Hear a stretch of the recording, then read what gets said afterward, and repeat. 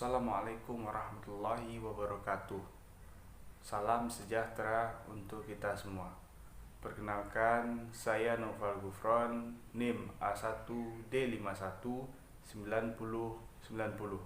Saya sebagai ketua kelompok dari kelompok 1 mata kuliah Sosiologi dan Antropologi Pendidikan dengan judul materi Konsep Dasar Sosiologi dan Antropologi dengan dosen pengampu Rahmalia SPD MPD. Saya Eka Anugrawati, NIM A1D519093. Nama saya Rula Sakina, NIM A1D519066. Nama saya Carmila, NIM A1D51190073. Saya Dian Amalia dengan NIM A1D51909092. Marlina Gisbertus dengan NIM A1D511975.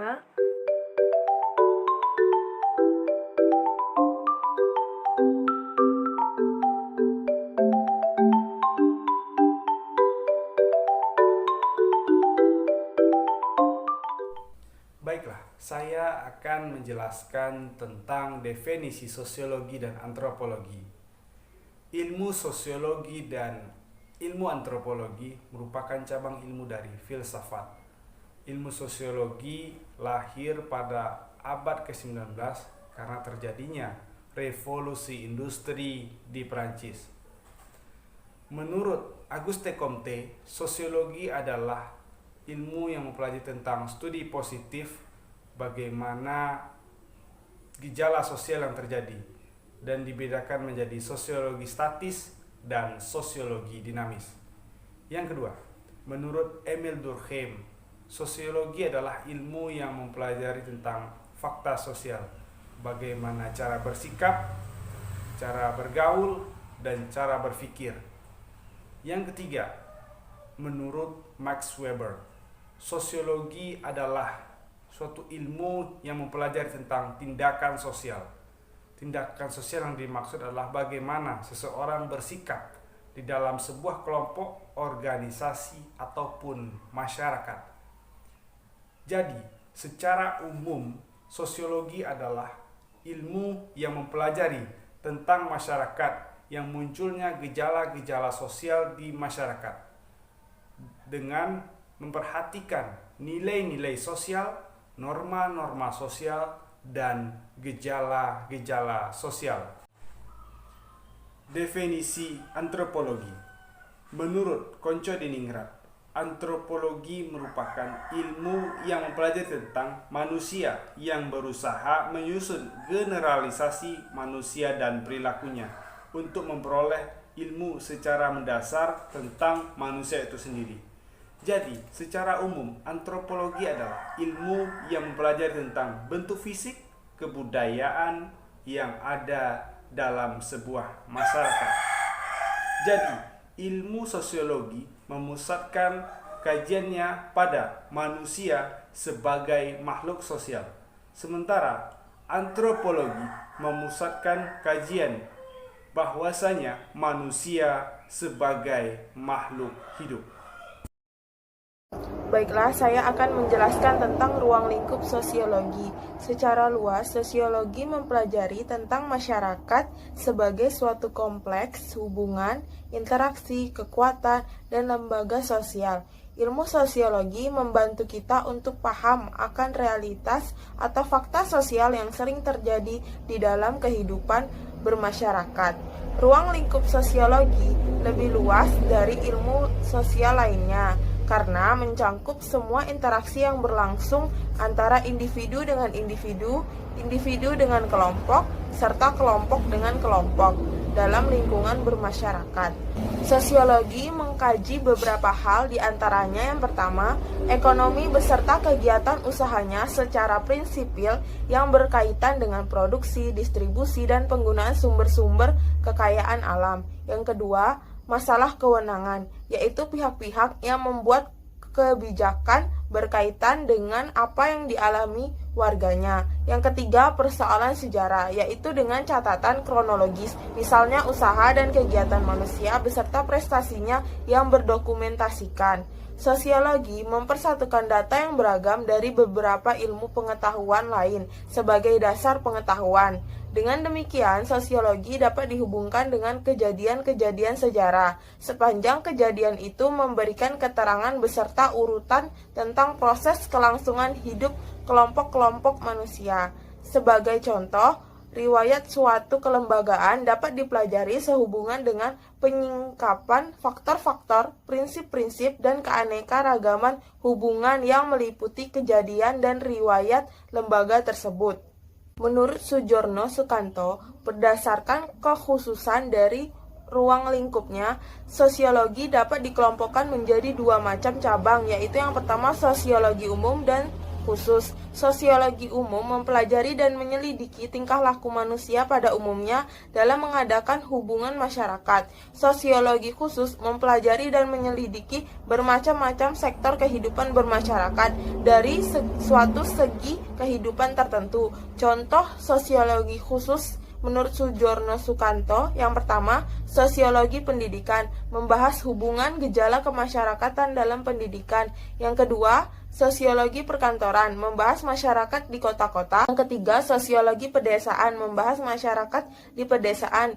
Yang keempat, sosiologi hukum, membahas tingkah laku manusia dan masyarakat dalam kaitannya dengan hukum yang berlaku. Yang kelima, sosiologi politik, membahas masyarakat dalam hubungannya dengan politik. Yang keenam, sosiologi industri, membahas masyarakat dalam dunia industri. Yang ketujuh, sosiologi pembangunan, membahas masyarakat di dalam pembangunan. Di sini saya akan menjelaskan bagian ruang lingkup antropologi. Antropologi sebagai salah satu cabang ilmu sosial mempunyai bidang kajian sendiri yang dapat dibedakan dengan ilmu sosial lainnya, seperti sosiologi, ilmu ekonomi, ilmu politik, kriminologi, dan lain-lainnya. Antropologi juga dapat dikelompokkan ke dalam cabang ilmu humaniora karena kajiannya yang terfokus kepada manusia dan kebudayaannya.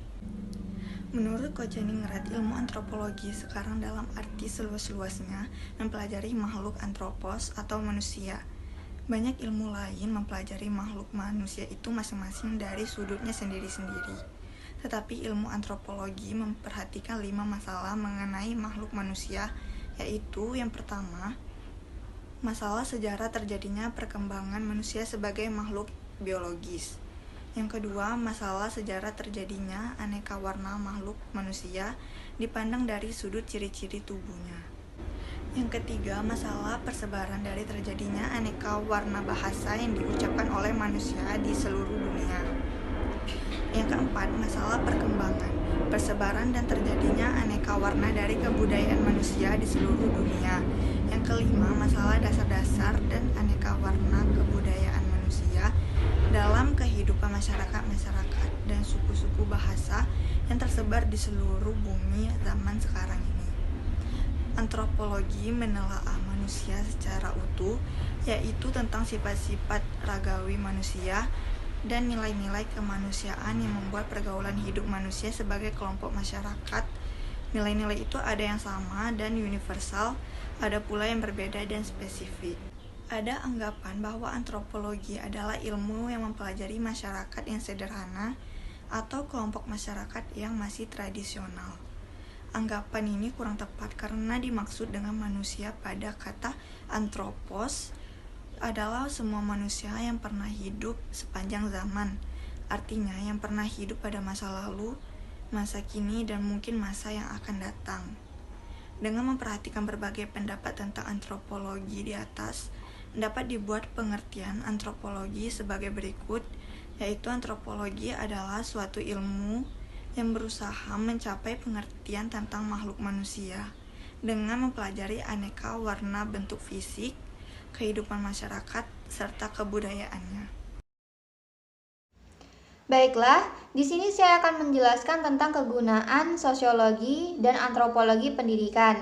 Antropologi pendidikan merupakan ilmu yang memahami dan memecahkan masalah-masalah pendidikan melalui analisis konsep dan metode antropologi. Objek penelitian sosiologi adalah masyarakat. Kita juga tahu bahwa masyarakat itu memang budaya, tetapi kita juga harus ingat bahwa masyarakat dan budaya itu tidak sama. Masyarakat dan budaya itu berkaitan erat. Dalam hal ini, masyarakat menjadi bidang penelitian utama sosiologi dan kebudayaan menjadi bidang penelitian utama antropologi. Jadi dapat disimpulkan bahwa masyarakat adalah yang paling dasar dan tanah di mana budaya bergantung. Adapun manfaat antropologi sosial dari pendidikan yaitu yang pertama, dapat melihat dengan jelas siapa kita, apakah individu atau anggota kelompok atau komunitas. Yang kedua, mampu mempelajari posisi kita di masyarakat dan dapat melihat dunia atau budaya lain yang belum kita kenal sebelumnya. Yang ketiga, lebih memahami norma, tradisi, kepercayaan, dan nilai-nilai masyarakat lain. Yang keempat, lebih peka, kritis, dan rasional ketika menghadapi fenomena sosial yang semakin kompleks. Yang kelima, antropologi menyusun etnografi yang memungkinkan terciptanya teori-teori asal mula agama dan kepercayaan, asal-usul keluarga dan perkawinan, dan asal-usul negara dan perilaku. Kemudian, fungsi sosiologi dan antropologi pendidikan. Sosiologi dapat berfungsi sebagai ilmu murni dan ilmu terapan. Misalnya dalam ilmu murni meneliti tentang budaya mencontek saat ujian, dan jika dalam ilmu terapan mengkaji bagaimana cara mencegah mencontek saat ujian. Sosiologi sangat dibutuhkan dalam masyarakat, baik sebagai peneliti, konsultan, teknisi, maupun sebagai pendidik. Antropologi di dalam masyarakat berperan sebagai peneliti tentang keanekaragaman masyarakat. Antropologi dan sosiologi dapat membantu memecahkan masalah-masalah sosial budaya dan perencanaan pembangunan seperti masalah tenaga pendidik. Materi selanjutnya yaitu mengenai tujuan dari sosiologi dan antropologi pendidikan. Bahasan pertama yaitu mengenai sosiologi pendidikan. Sosiologi pendidikan memiliki beberapa tujuan. Yang pertama yaitu untuk menganalisis proses sosialisasi pada anak, baik itu di lingkungan keluarganya, lingkungan pertemanan, sekolah maupun di tengah-tengah masyarakat. Yang kedua yaitu untuk menganalisis perkembangan dan kemajuan sosial pada anak. Yang ketiga, untuk menganalisis status pendidikan di tengah masyarakat. Yang keempat, untuk melihat sejauh mana partisipasi orang-orang terdidik atau orang yang berpendidikan dalam kegiatan sosial di tengah masyarakat. Yang kelima, sosiologi pendidikan bertujuan untuk menentukan tujuan dari pendidikan. Kemudian yang selanjutnya yaitu sosiologi pendidikan ini juga bertujuan untuk memberikan pengetahuan dan latihan yang efektif sehingga orang-orang terdidik mampu memberikan solusi terhadap permasalahan-permasalahan yang ada di tengah masyarakat. Yang terakhir yaitu sosiologi ini diharapkan mampu menjadi sosiologi terapan di tengah masyarakat. Yang kedua yaitu mengenai tujuan antropologi pendidikan. Tujuan antropologi pendidikan yang pertama yaitu untuk mempelajari sejarah terjadinya dan perkembangan manusia sebagai makhluk biologis. Yang kedua yaitu untuk mempelajari sejarah terjadinya berbagai bahasa yang ada di tengah masyarakat.